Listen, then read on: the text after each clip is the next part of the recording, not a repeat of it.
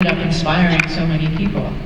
And our daughter, her middle name is B, which is after my grandmother and Ellen's grandmother, Lillian Bergy. So she's like, I want her to have the best of these two women, and I hope that I embody that.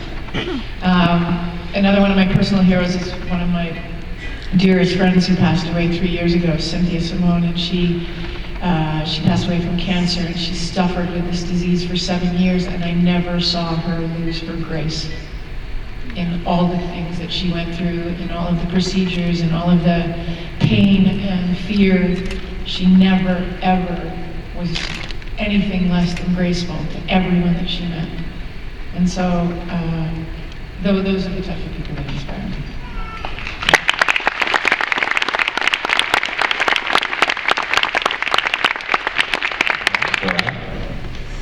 Sorry, I'm really nervous because I've been meaning to meet you ever since I met Helen Magnus.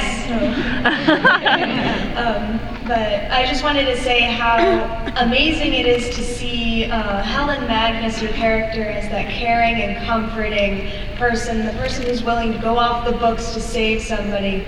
But then to see that switch in Supernatural, your character as the angel who manipulates Cass into betraying Dean and Sam. How it was so shocking for me. I just wanted to know how did you adjust to that? Well, what was interesting with Supernatural was I got asked to do 3 episodes initially. I had no idea what the character was about, and of course you sign a massive non-disclosure, and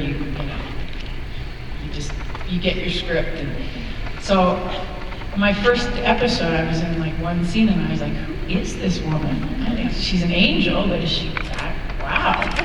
And I never knew, until I would get the script, what my character was going to be doing. No one talked to me about whether she was good or bad, and I remember asking once, and they were like, wait and see. So every script I would get, and then I did my contractual 3 for them, and they kept inviting me back, and every script I would go, they're going to kill me.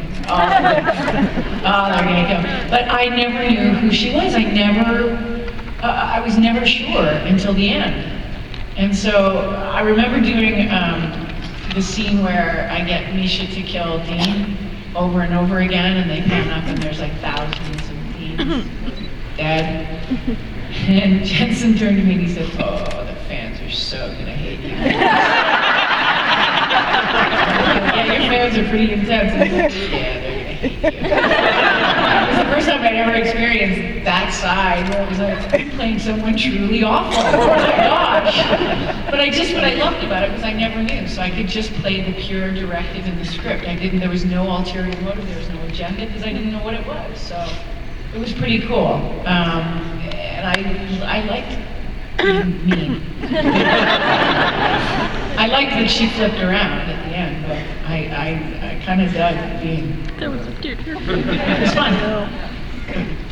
Small bursts. So working on Supernatural, the guys are known to be kind of mischievous. Did they pull any pranks on you? You know what, they didn't. Misha has this thing where he's just so sardonic, and he tries to make you laugh when he's not on camera and you are. And it's really subtle, but he just pulls faces or whatever. Or the boys always try to make each other laugh. But everyone was pretty nice with me, because I was mean. So no, I never had any pranks pulled. Just Misha being goofy and us getting the giggles. And he was the person I worked with the most. And Mark Shepard, of course. And the two of us would just look at each other and laugh and walk away. We know each other, so it was like, oh, geez, here we go. But yeah, I guess my short tenure there wasn't enough to get pranked. We'll see if I died for real or not, and whether I get to go back. Well, let's hope not. Just putting it out there. I don't know if you guys have any influence on that thing called the intraweb, but. Hi. My question is also about Supernatural. I just wanted to say thank you for coming to Phoenix. And my question is, in the end, when Naomi told Castiel that she would let him do anything to save heaven, do you think that she was telling him the truth? Or do you think she was only telling him in the hopes that she would be able to actually save heaven? Oh, I think she was telling him the truth. That's my opinion. I think that she was being honest with him. I think that it was the only time that she was truly honest with him, was at the very end. That's my opinion. What do you guys think? Mm-hmm. Yeah. Yes. Supernatural Anna. Everyone thinks that she has an agenda right up to the end. I don't know. I read it at face value and went, she really means this. She really means just whatever it takes. And yeah. I thought she was being honest. My opinion is the person who plays her, but you guys watch it, so maybe not.